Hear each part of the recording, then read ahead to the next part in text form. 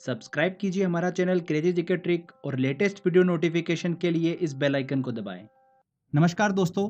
आज के इस वीडियो में हम बात करेंगे हिस्ट्री का एक वेरी इंपॉर्टेंट टॉपिक है गवर्नर, गवर्नर जनरल और वायसराय। ऑलमोस्ट हर एग्जाम में इस टॉपिक से क्वेश्चन पूछा जाता है। हालांकि ये टॉपिक थोड़ा कंफ्यूजिंग जरूर है, पर मैं आपको सबसे इजी वे में इस टॉपिक को समझाऊंगा।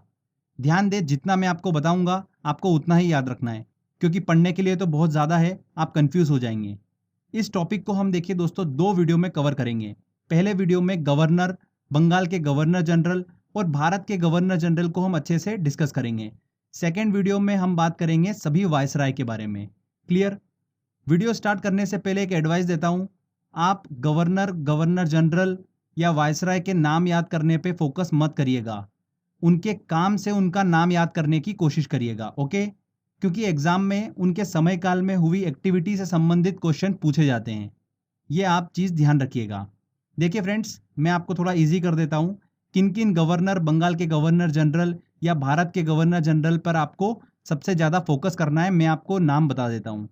Robert Clive, Warren Hasting, Cornwallis, Wellesley, Lord Hastings, William Bentinck, Metcalfe, Dalhousie और कैनिंग।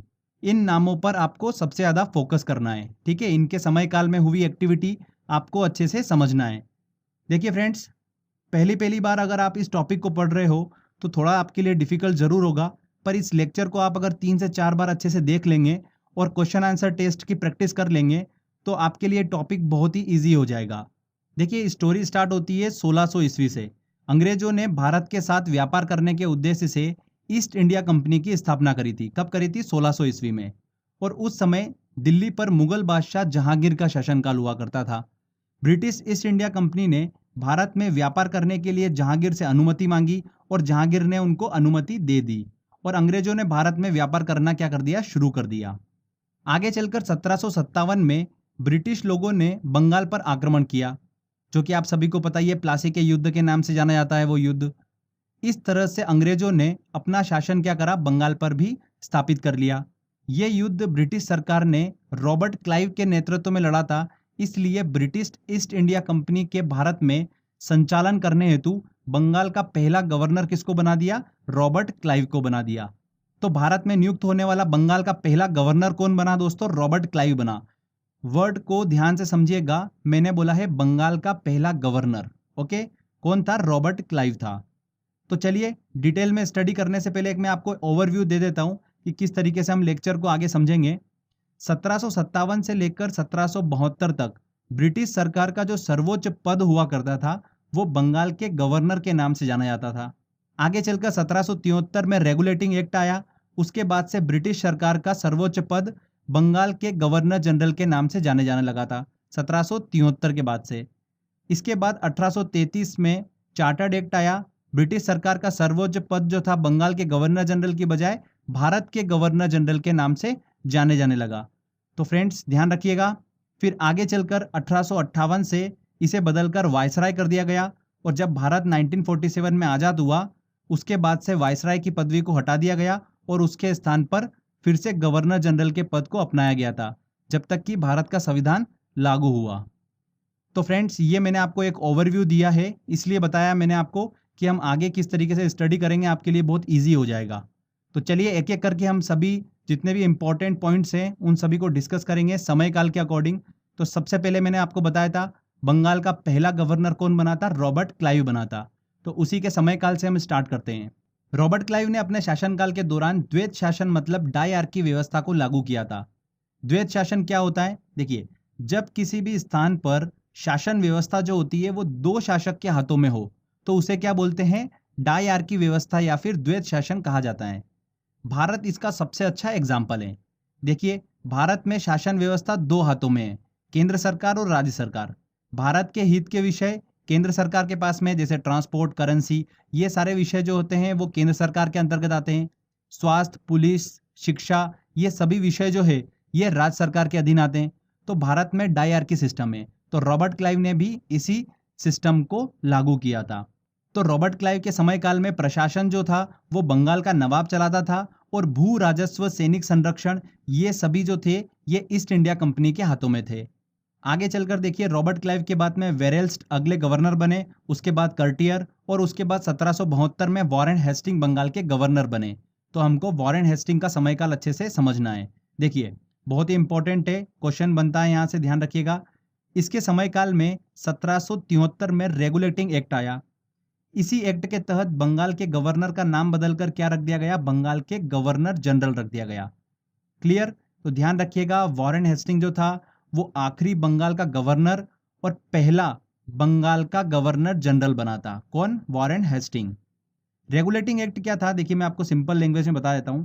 इसका मेन उद्देश्य ये था कि ईस्ट इंडिया कंपनी जो भारत में कार्य कर रही थी उसके कार्यों को नियंत्रित करना, संसदीय प्रणाली को स्थापित करना और राजनीतिक कार्यों को मान्यता देना, यह रेगुलेटिंग एक्ट का मेन उद्देश्य था। साथ ही इसी एक्ट के तहत 1774 में कलकत्ता में सबसे पहले सुप्रीम कोर्ट की स्थापना की गई थी। कहां पर की गई थी? कलकत्ता में की गई थी। ध्यान रखिएगा friends, very very important point है।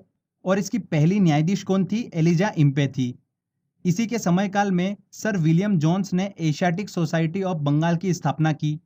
साथ ही भारत का पहला समाचार पत्र द बंगाल गजट का प्रकाशन भी इसी के समयकाल में हुआ था। वॉरेन हेस्टिंग के समयकाल में ही हुआ। इन्हीं के शासनकाल में पिट्स इंडिया एक्ट पारित हुआ था। पिट्स इंडिया एक्ट क्या था? जो रेगुलेटिंग एक्ट आया था 1773 में, उसकी कमजोरियों को दूर करने के लिए और अंग्रेजों की हितों की रक्षा करने के लिए 1784 में ब्रिटिश संसद ने पिट्स इंडिया एक्ट पारित किया था। पिट्स इंडिया एक्ट के तहत इंग्लैंड में एक नियंत्रण बोर्ड की स्थापना की गई थी। वॉरेन हेस्टिंग को पिट्स इंडिया एक्ट जो था बिल्कुल भी पसंद नहीं आया था, जिसके विरोध में उन्होंने इस्तीफा दे दिया था और इंग्लैंड चले गए थे। वहां जाने पर उन पर ब्रिटिश पार्लियामेंट ने महाभियोग चलाया, पर कुछ समय बाद ब्रिटिश संसद ने उन्हें सभी आरोपों से मुक्त कर दिया था। तो ये पॉइंट ध्यान रखिएगा, एग्जाम में पूछ लिया गया था ये वाला पॉइंट। आगे चलकर देखिए अगले बंगाल के गवर्नर जनरल कौन बने थे? लॉर्ड कॉर्नवालिस बने। इनका भी समयकाल बहुत ही इंपॉर्टेंट है, चलिए हम अच्छे से डिस्कस करते हैं। लॉर्ड कॉर्नवालिस की बात करते हैं तो भारत में सिविल सेवा और पुलिस का जनक किसे कहा जाता है? लॉर्ड कॉर्नवालिस को ही कहा जाता है। इसने अपने समयकाल में 3 प्रमुख काम करे थे। चलिए हम डिस्कस कर लेते हैं। पहला आता है सिविल सेवा। लॉर्ड कॉर्नवालिस ने ही सिविल सेवा की नींव रखी थी, इसीलिए लॉर्ड कॉर्नवालिस को भारत में सिविल सेवा का जनक कहा जाता है। सिविल सेवा के अधीन उच्च पदों की नियुक्ति कौन करता था? कंपनी के कानून के द्वारा की जाती थी। एक इंपॉर्टेंट चीज ध्यान रखिएगा, सिविल सेवा के अधीन उच्च पदों की नियुक्ति हेतु प्रतियोगिता परीक्षा की शुरुआत जो हुई थी वो आगे चलकर मैं आपको बताऊंगा लॉर्ड डलहौजी के समयकाल में हुई थी। ये एग्जाम में क्वेश्चन पूछ लेते हैं, तो दोनों में कंफ्यूज मत होइएगा। सिविल सेवा का जनक किसे कहा जाता है? लॉर्ड कॉर्नवालिस को कहा जाता है। और सिविल सेवा के अधीन जितने भी उच्च पद थे उनकी नियुक्ति हेतु प्रतियोगिता परीक्षा की शुरुआत जो करी थी वो किसके समयकाल में हुई थी? लॉर्ड डलहौजी के समयकाल में हुई थी। तो ध्यान रखिएगा ये दोनों चीज बहुत ही इंपॉर्टेंट है। तो फ्रेंड्स सिविल सेवा का जनक किसे कहा जाता है? लॉर्ड कॉर्नवालिस को कहा जाता है। ओके, सेकंड देखिए चीज इनके समयकाल में क्या हुआ था, प्रमुख काम, पुलिस व्यवस्था की शुरुआत हुई थी। लॉर्ड कॉर्नवालिस ने प्रत्येक जिले में पुलिस थाने की स्थापना की और कुछ पुलिस कर्मियों को भी नियुक्त किया था। और तीसरा प्रमुख काम इसने क्या करा था? स्थायी बंदोबस्त को लागू किया था। इसने 1793 में बंगाल, बिहार, उड़ीसा में भूमि कर योजना को लागू किया था, जिसके तहत क्या होता था? जमींदारों को भू राजस्व का 90% भाग कंपनी को देना होता था और 10% भाग जो था भू राजस्व का वो अपने पास रखना होता था। इस योजना को किसने बनाया था? स्थायी बंदोबस्त योजना को सर जॉन शोर ने बनाया था। एक इंपॉर्टेंट पॉइंट और ध्यान रखिएगा, लॉर्ड कॉर्नवालिस ने अपने समयकाल में टीपू सुल्तान के साथ में श्रीरंगपट्टनम की संधि भी की थी। श्रीरंगपट्टनम जो जगह है ये मैसूर से 9 किलोमीटर दूर कावेरी नदी के टापू पर स्थित है। कॉर्नवालिस ने इस किले की क्या करी थी? घेराबंदी करवाई थी। उस समय पर इस किले पर राज कौन करता था? हैदर अली और उसका पुत्र टीपू सुल्तान इस पर राज किया करते थे, शासन किया करते थे। 1792 ईस्वी में इस घेराबंदी का अंत जो हुआ था वो अंग्रेजों के साथ एक संधि कर हुआ था।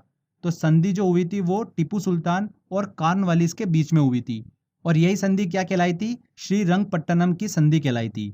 तो ध्यान रखिएगा श्रीरंगपट्टनम की संधि जो थी वो लॉर्ड कॉर्नवालिस के समयकाल में हुई थी। इसी के साथ में तीसरा जो एंग्लो मैसूर युद्ध था वो समाप्त हुआ था। अब ये एंग्लो मैसूर युद्ध क्या है ये मैं आपको आगे समझाने वाला हूँ। लॉर्ड कॉर्नवालिस के बाद में देखिए अगला गवर्नर जनरल कौन बना था? सर जॉन शोर बने थे। 1793 से लेकर 98 तक इनका समयकाल चला। इनके समयकाल में सिर्फ एक ही चीज आपको ध्यान रखनी है, खारदा का युद्ध हुआ था। ठीक है। और ये खारदा का युद्ध जो हुआ था ये मराठों और निजाम के बीच में हुआ था। इसको याद रखने का एक तरीका मैं आपको बता देता हूँ। देखिए खारदा में देखिए वर्ड जो आ रहा है स्टार्टिंग का खर खर, ठीक है। और खर खर की आवाज जो होती है उससे क्या होता है, शोर होता है हमेशा, तो उससे आप इसको इजीली याद रख सकते हैं, ठीक है। तो खारदा का युद्ध जब भी आएगा तो खरकर साउंड आपको वहां पर दिमाग में आएगा, और खरकर से क्या होता है, शोर होता है। तो सर जॉन शोर के समय काल में खारदा का युद्ध हुआ था मराठों और निजाम के बीच में। इसके बाद में बंगाल के अगले गवर्नर जनरल कौन बने थे, लॉर्ड वेलेजली बने। इनका समयकाल भी बहुत ही इंपॉर्टेंट है, यहाँ से भी एग्जाम में क्वेश्चन बन जाता है। देखिए लॉर्ड वेलेजली के समयकाल की बात करते हैं तो इसे बंगाल के शेर के नाम से जाना जाता था। इनके समयकाल में जो प्रमुख घटनाएं हुई वो कौन कौन सी थी, सायक संधि प्रणाली, बसीन की संधि, चौथा एंग्लो मैसूर युद्ध, और इन्होंने प्रेस पर प्रतिबंध लगाया था। तो ये 4 प्रमुख घटनाएं थी। एक एक करके चलिए सबको हम अच्छे से समझते हैं। लॉर्ड वेलेजली ने भारत में फ्रांसीसियों के भय को समाप्त करने हेतु सायक संधि प्रणाली की शुरुआत करी थी। अगर बात करते हैं कि भारत में सबसे पहले सायक संधि प्रणाली की शुरुआत किसने करी थी, तो वो किसने करी थी, फ्रांसीसी गवर्नर डुप्ले ने करी थी। इस प्रणाली का उद्देश्य क्या था, ब्रिटिश राज्य का विस्तार करना। इस प्रणाली के तहत दूसरे राज्यों से संधि कर कर उन्हें ब्रिटिश राज्य में मिला लिया जाता था। ध्यान रखिएगा सबसे पहले हैदराबाद के शासक ने इस संधि को स्वीकार किया था। किस शासक ने, हैदराबाद के शासक ने। आगे देखिए सेकेंड इंपॉर्टेंट एक्टिविटी क्या हुई थी, बसीन की संधि हुई थी। बसीन की संधि अंग्रेजों और मराठा पेशवा बाजीराव के बीच में हुई थी। तो बसीन की संधि का संबंध भी किससे है, लॉर्ड वेलेजली के समयकाल से है। आगे देखिए चौथा एंग्लो मैसूर युद्ध जो हुआ था 1799 में, वो भी इसी के समयकाल में हुआ था, लॉर्ड वेलेजली के समयकाल में ही हुआ था। अंग्रेजों और हैदर अली तथा उसके पुत्र टीपू सुल्तान के बीच में समय समय पर युद्ध लड़े गए थे, जिन्हें एंग्लो मैसूर युद्ध के नाम से जाना जाता है। 32 वर्षों के बीच में 1767 से 1799 के बीच में 4 युद्ध लड़े गए थे।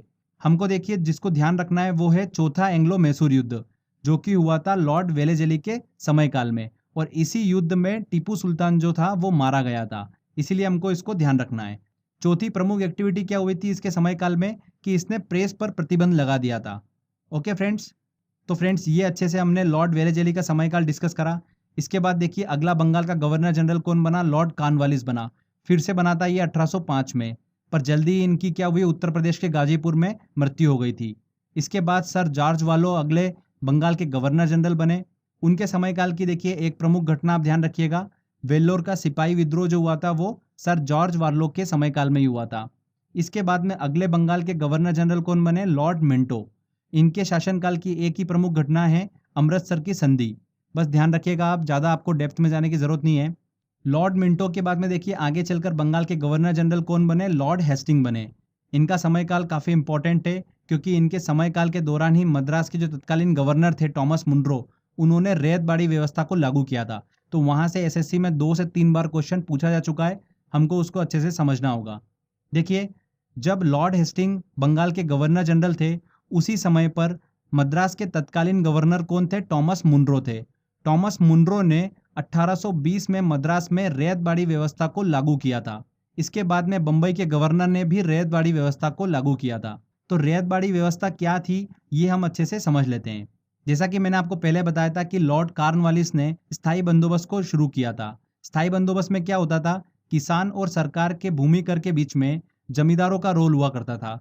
जमींदार बीच में लगान की लूटबाजी करने लगे थे, जिसके कारण सरकार का राजस्व जो था वो नहीं बढ़ पा रहा था। तब ब्रिटिश सरकार ने इसकी कमियों को दूर करने के लिए एक नई योजना बनाई थी, जिसका नाम क्या था, रैयतबाड़ी व्यवस्था। इस व्यवस्था के अंतर्गत जमींदारों का रोल खत्म कर दिया गया और किसान को ही सीधे भूमि का मालिकाना हक दे दिया। अब किसानों को लगान सीधे ब्रिटिश सरकार को देना होता था। रैयतबाड़ी व्यवस्था के अंतर्गत जो किसान कर नहीं देता था उससे जमीन छीन ली जाती थी। ध्यान रखिएगा रैयतबाड़ी व्यवस्था सबसे पहले मद्रास में लागू हुई थी। मद्रास के किस जगह पर, बारामहल में शुरू हुई थी। इसके बाद देखिए अगले गवर्नर जनरल कौन बने बंगाल के, लॉर्ड एमहर्स्ट बने। इनका समयकाल इतना इंपॉर्टेंट नहीं है, आपको ध्यान देने की जरूरत नहीं है। उसके बाद देखिए फिर अगले गवर्नर जनरल कौन बने बंगाल के, विलियम बेंटिक। ये बहुत ही इंपॉर्टेंट है। 1828 से लेकर 1835 तक इनका समयकाल चला। इनके समयकाल के दौरान ही 1833 में चार्टर्ड एक्ट आया। चार्टर्ड एक्ट के तहत बंगाल का गवर्नर जनरल जो था अब भारत का गवर्नर जनरल कहलाने लगा। तो ध्यान रखिएगा विलियम बेंटिक भारत का पहला गवर्नर जनरल बना था। अगर हम बात करते हैं कि बंगाल का आखिरी गवर्नर जनरल कौन बना, तो वो कौन था? Lord William Bentinck. और भारत का पहला गवर्नर जनरल कौन बना था? वो बना था लॉर्ड विलियम बेंटिक। ठीक है, अब देखिए इनके समयकाल में आपके लिए थोड़ा सा इजी बना देता हूं। एक ट्रिक से देखिएगा, बेंटिक का नाम जो था वो क्या स्पष्ट कर रहा है? बैन। बैन मतलब किसी चीज पर बैन लगा देना। तो जितनी भी गलत गलत चीजें थी, लॉर्ड विलियम बेंटिक ने उन पर सब पर बैन लगा दिया और अच्छी अच्छी चीजों की शुरुआत करी थी। जैसे राजा राम मोहन राय के साथ मिलकर सती प्रथा को समाप्त कर दिया, उस पर बैन लगा दिया। ठगी प्रथा पर बैन लगा दिया, मतलब उसको समाप्त कर दिया। सभी गलत चीजों पर बैन लगा दिया, मतलब बंद कर दिया। इसीलिए इनके समय काल में कोई भी युद्ध नहीं हुआ था। ध्यान रखिएगा, इनका समयकाल शांति का समयकाल कहलाता है। अगर आपसे एग्जाम में कोई युद्ध से रिलेटेड क्वेश्चन पूछ ले, तो ये तो आपको क्लियर हो चुका है कि लॉर्ड विलियम बेंटिक के समयकाल में कोई भी युद्ध नहीं हुआ था। तो अगर ऑप्शन में आता है तो इसको बिल्कुल मत लगाइएगा। अगर अच्छे काम की बात करते हैं तो 1835 में इन्होंने कलकत्ता में मेडिकल कॉलेज की स्थापना की। अंग्रेजी लैंग्वेज को भारत में उच्च शिक्षा का माध्यम बनाया, ये एग्जाम में क्वेश्चन पूछा गया था। नहरें, सड़कें, तालाब जैसे कई सार्वजनिक सुधार इन्होंने अपने समयकाल में किए थे। तो ये लॉर्ड विलियम बेंटिक का समयकाल आप ध्यान रखिएगा। इसके बाद देखिए अगले भारत के गवर्नर जनरल कौन बने? Charles Metcalfe. चार्ल्स मेटकॉफ के समयकाल में एक ही प्रमुख घटना हमको दिमाग में रखना है कि इन्होंने अपने समयकाल में प्रेस को स्वतंत्रता दिलाई थी। ध्यान रखिएगा, प्रेस को स्वतंत्रता किसने दिलाई थी? चार्ल्स मेटकॉफ ने दिलाई थी। लॉर्ड वेलेजली के टाइम पर प्रेस पर प्रतिबंध लगा दिया गया था, जो कि चार्ल्स मेटकॉफ ने उस प्रतिबंध को हटा दिया अपने समयकाल में। चार्ल्स मेटकॉफ के बाद देखिए भारत के अगले गवर्नर जनरल कौन बने थे? ऑकलैंड, एलेनबरो, हॉर्डिंग्स, ये भारत के अगले गवर्नर जनरल बने। इनका समयकाल देखिए ज़्यादा हम डिस्कस नहीं करेंगे क्योंकि इतनी इंपॉर्टेंट एक्टिविटी हमको यहाँ पर नहीं देखने को मिलती है। बस इतना ध्यान रखिएगा, एलेनबरो के समयकाल में ही दास प्रथा का अंत हुआ था और रविवार को छुट्टी की शुरुआत भी इन्हीं के समयकाल से हुई थी। हॉर्डिंग्स के समयकाल में देखिए पहला एंग्लो सिख वॉर हुआ था। ध्यान रखिएगा, पहला एंग्लो सिख वॉर कब हुआ था? लॉर्ड हॉर्डिंग्स के समयकाल में हुआ था। इसके बाद में देखिए भारत का अगला गवर्नर जनरल कौन बना? डलहौजी बना, जिनका समयकाल चला 1848 से लेकर 1856। बहुत ही इंपॉर्टेंट है, यहाँ से एग्जाम में क्वेश्चन निकल कर आता है इनके समयकाल से। लॉर्ड डलहौजी की बात करते हैं तो इन्हें ही आधुनिक भारत के निर्माता के रूप में जाना जाता है। देखिए कौन कौन सी प्रमुख घटनाएं हुई इनके समयकाल में, चलिए डिस्कस करते हैं। रेलवे का विकास हुआ। पहली रेल डलहौजी के शासनकाल में ही 1853 में बम्बई से ठाणे के बीच में चली थी। संचार प्रणाली का विकास भी इन्हीं के समयकाल में हुआ। पहली संचार सेवा जो थी वो आगरा और कलकत्ता के बीच में शुरू हुई थी। 1854 में देखिए इनके समयकाल में ही डाकघर अधिनियम पास हुआ था, जिसके तहत पहली बार डाक टिकटों का प्रचलन शुरू हुआ था। आगे देखिए सिविल सेवा के अधीन पदों की नियुक्ति जो होती थी पहले, वो कंपनी के कानून के द्वारा होती थी, पर डलहौजी ने इस सिस्टम को चेंज कर दिया और सिविल सेवा के अधीन पदों की नियुक्ति हेतु प्रतियोगिता परीक्षा की शुरुआत करी थी इन्होंने। ध्यान रखिएगा, लॉर्ड डलहौजी ने ही प्रतियोगिता परीक्षा की शुरुआत करी थी। पहले भारतीय आईएएस की बात करते हैं तो कौन बने थे? सत्येंद्र नाथ टैगोर बने थे। 1863 में पहले भारतीय आईएएस बने थे सत्येंद्र नाथ टैगोर। लॉर्ड डलहौजी ने अपने शासनकाल में व्यपगत का सिद्धांत, जिसे बोल सकते हैं हम कि हड़प्पा नीति, उसकी शुरुआत करी थी, जिसे इंग्लिश में क्या बोला जाता है? Doctrine of lapse. Very very important है, यहाँ से एग्जाम में क्वेश्चन पूछा गया था। लॉर्ड डलहौजी ने इस नीति को ब्रिटिश साम्राज्य का विस्तार करने के उद्देश्य से लागू किया था। इस नीति में देखिए क्या होता था, वे राज्य जिनका कोई भी उत्तराधिकारी नहीं है, ठीक है, उनसे शासन जो था वो छीन कर ब्रिटिश राज्य में मिला लिया जाता था। हड़प नीति के तहत ब्रिटिश राज्य में विलय होने वाला पहला राज्य जो था वो कौन सा था? सतारा था। ध्यान रखिएगा, सतारा पहला राज्य था जो हड़प नीति मतलब व्यपगत का सिद्धांत डॉक्ट्रिन ऑफ लैप्स के तहत ब्रिटिश राज्य में मिलाया गया था। आगे चलकर जयपुर, संबलपुर, उदयपुर, झांसी, इन राज्यों को हड़प नीति के तहत ब्रिटिश राज्य में मिला लिया गया। तो ये लॉर्ड डलहौजी का शासनकाल हमने अच्छे से डिस्कस करा। वेरी वेरी इंपॉर्टेंट पॉइंट है, रेलवे का विकास, संचार प्रणाली का विकास, डाकघर अधिनियम, सिविल सेवा के अधीन पदों की नियुक्ति हेतु प्रतियोगिता परीक्षा की शुरुआत करी और हड़प नीति मतलब व्यपगत का सिद्धांत लागू करा था। ये इंपॉर्टेंट हाईलाइटेड पॉइंट है लॉर्ड डलहौजी के समयकाल के। ओके, इसके बाद देखिए लॉर्ड डलहौजी के बाद अगला भारत का गवर्नर जनरल कौन बना? लॉर्ड कैनिंग बना। इन्हीं के शासनकाल में 1857 का विद्रोह हुआ था और इसी विद्रोह के बाद भारत का शासन जो था वो ईस्ट इंडिया कंपनी के हाथों से लेकर ब्रिटिश सरकार के हाथों में दे दिया गया था और कैनिंग को भारत का पहला वायसराय बनाया गया। ध्यान रखिएगा, ईस्ट इंडिया कंपनी द्वारा नियुक्त भारत का आखिरी गवर्नर जनरल कौन था? लॉर्ड कैनिंग था। और पहला वायसराय कौन बना? लॉर्ड कैनिंग बना। देखिए फ्रेंड्स, जो वायसराय वाला भाग है ये हम पार्ट 2 में डिस्कस करेंगे। इस लेक्चर में देखिए पार्ट 1 में हमने क्या क्या डिस्कस करा, बंगाल के गवर्नर, बंगाल के गवर्नर जनरल और भारत के गवर्नर जनरल, इन तीनों सेक्शन को हमने अच्छे से डिस्कस करा है। बहुत ही ईजी लैंग्वेज में मैंने आपको बताया है। आई होप आपको अच्छे से समझ में आया होगा। चलिए फ्रेंड्स, अब बारी है टेस्ट लगाने की। अच्छे से आपने इस थ्योरी को देखा होगा तो क्वेश्चंस आप बड़ी आसानी से लगा पाएंगे। जो भी प्रीवियस ईयर एग्जाम में क्वेश्चन पूछे गए हैं वो सारे क्वेश्चन हम इस टेस्ट में सॉल्व करते हैं। चलिए टेस्ट की ओर चलते हैं। देखिए दोस्तों, पहला क्वेश्चन है, भारत में राजस्व एकत्रित करने के लिए स्थायी प्रणाली की शुरुआत किसने की थी? स्थायी बंदोबस्त, स्थायी प्रणाली की शुरुआत किसने करी थी? लॉर्ड कॉर्नवालिस ने करी थी। B answer. ब्रिटिश शासन के दौरान मद्रास में रैयतबाड़ी प्रणाली की शुरुआत करने वाला कौन था? मद्रास में रैयतबाड़ी प्रणाली की शुरुआत किसने करी थी? थॉमस मुनरो ने करी थी। और सबसे पहले रैयतबाड़ी प्रणाली की शुरुआत भी मद्रास में ही हुई थी। ओके, यहाँ पर सी आंसर सही होगा। बंगाल का पहला गवर्नर जनरल था, बंगाल का पहला गवर्नर जनरल कौन बना था? वॉरेन हेस्टिंग बना था। चलिए अगला क्वेश्चन लेते हैं। किस भारतीय राज्य पर कब्जा करने के लिए राज्य हड़प नीति को नहीं अपनाया गया? देखिए फ्रेंड्स, सतारा बिल्कुल हड़प नीति के तहत इसको ब्रिटिश साम्राज्य में मिलाया था। उदयपुर, झांसी, इन तीनों को हड़प नीति के थ्रू ब्रिटिश साम्राज्य में मिलाया गया था। पर पंजाब को देखिए हड़प नीति के द्वारा ब्रिटिश साम्राज्य में नहीं मिलाया गया था। मैंने आपको बताया था एंग्लो सिख वॉर हुआ था, तो पंजाब को सेकेंड एंग्लो सिख वॉर के बाद में ब्रिटिश साम्राज्य में मिला लिया गया था। तो यहाँ पर डी आंसर बिल्कुल सही होगा। ईस्ट इंडिया कंपनी का अंतिम गवर्नर जनरल और क्राउन के अधीन पहला वायसराय कौन था? कौन बना था? लॉर्ड कैनिंग बने थे। एक खुली प्रतियोगिता परीक्षा के माध्यम से इंडियन सिविल सर्विस में भारतीयों के प्रवेश को निम्नलिखित में से किसने संभव बनाया था? किसने बनाया था? लॉर्ड डलहौजी ने। लॉर्ड डलहौजी ने ही सिविल सर्विस में उच्च पदों की नियुक्ति हेतु प्रतियोगिता परीक्षा की शुरुआत करी थी। लॉर्ड डलहौजी ने। भारतीय सिविल सेवा में चुने जाने वाले पहले भारतीय कौन थे? पहले आईएएस कौन बने थे? सत्येंद्र नाथ टैगोर बने थे 1863 में। ध्यान रखिएगा, सत्येंद्र नाथ टैगोर। इंग्लैंड के हाउस ऑफ कॉमन द्वारा भारत के किस गवर्नर जनरल पर महाभियोग चलाया गया था? किस पर चलाया गया था? वॉरेन हेस्टिंग पर। वॉरेन हेस्टिंग जो थे वो पिट्स इंडिया एक्ट के देखिए विरोध करते हुए गवर्नर जनरल के पद से इस्तीफा देकर इंग्लैंड चले गए थे, जहां पर उन पर महाभियोग चलाया गया था। ठीक है, तो वॉरेन हेस्टिंग यहाँ पर सही आंसर होगा। निम्न में से कौन सा भारत का पहला वायसराय था? पहला वायसराय कौन बना? लॉर्ड कैनिंग बने थे। चलिए अगला क्वेश्चन देखते हैं। डॉक्ट्रिन ऑफ लैप्स या व्यपगत का सिद्धांत निम्न में से किसने आरंभ किया था? किसने शुरुआत करी थी इसकी?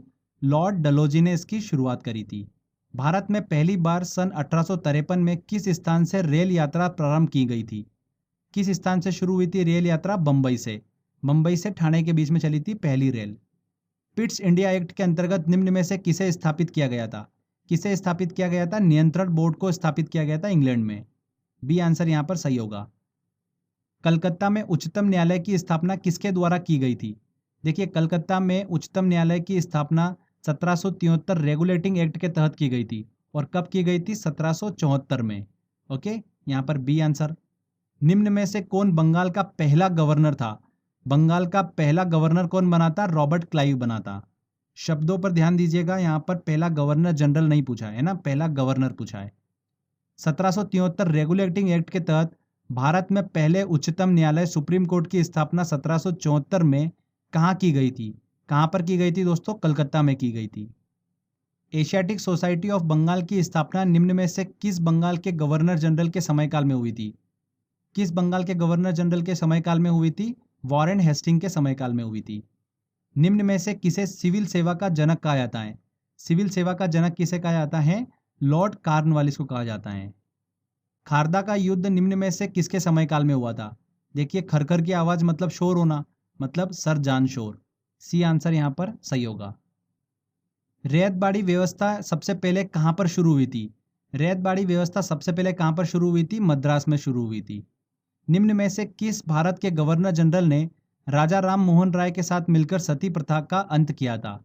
किसने करा था? देखिए, सती प्रथा पर बैन लगाना। ठीक है, ठगी प्रथा पर बैन लगाना, मतलब बैन वर्ड आपको समझ में आ रहा होगा।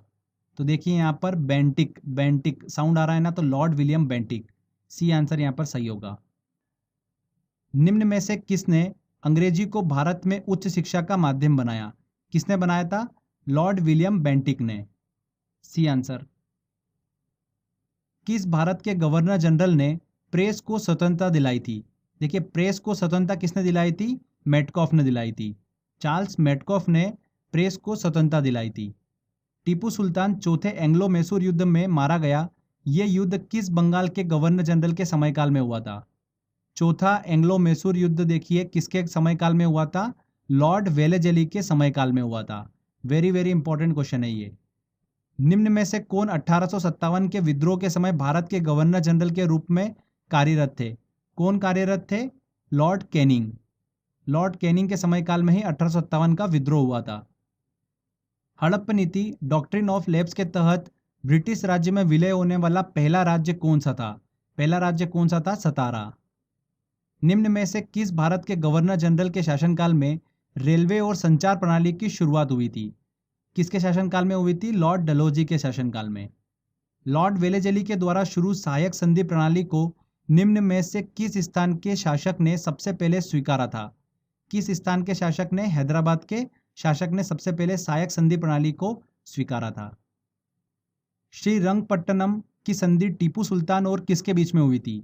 श्रीरंगपट्टनम की संधि जो थी वो टीपू सुल्तान और कॉर्नवालिस के बीच में हुई थी, बी आंसर। निम्न में से किसे आधुनिक भारत के निर्माता के रूप में जाना जाता है? किसे जाना जाता है आधुनिक भारत के निर्माता के रूप में? लॉर्ड डलहौजी को, डी आंसर यहाँ पर सही होगा। तो फ्रेंड्स देखिए यहाँ पर हमारा ये पहला पार्ट कंप्लीट होता है। आई होप आपने सारे अच्छे से क्वेश्चन सॉल्व कर लिए होंगे। तो इस वीडियो को अच्छे से 2-3 बार देख लीजिए और टेस्ट की प्रैक्टिस भी कर लीजिए। टेस्ट लगाने के लिए जो लिंक है वो मैंने डिस्क्रिप्शन बॉक्स में दे रखी है, आप वहाँ से टेस्ट लगा सकते हैं। साथ ही फेसबुक पेज पे भी आपको टेस्ट का लिंक मिल जाएगा। तो अच्छे से प्रैक्टिस करिए। ये हमारा पहला पार्ट कंप्लीट होता है जिसमें बंगाल के गवर्नर, बंगाल के गवर्नर जनरल, भारत के गवर्नर जनरल को हमने अच्छे से डिस्कस कराएं। इसके पार्ट 2 में हम डिस्कस करेंगे भारत के सभी वायसराय को। तो मेहनत करते रहिए, सफलता आपको ज़रूर मिलेगी। आई होप दोस्तों आपको ये वीडियो काफ़ी पसंद आया होगा। अगर आपको वीडियो अच्छा लगा है तो प्लीज़ जल्दी से वीडियो को लाइक करिए, शेयर करिए और कमेंट करके ज़रूर बताइए कि वीडियो कैसा लगा। अगर आपने अभी तक चैनल को सब्सक्राइब नहीं करा है तो सब्सक्राइब भी कर लीजिए, क्योंकि इस तरीके की जब भी वीडियो मैं अपलोड करूँगा आपको उसका बेनिफिट मिलता रहेगा। तो फ्रेंड्स मिलते हैं अगले वीडियो में। जय हिंद, जय भारत।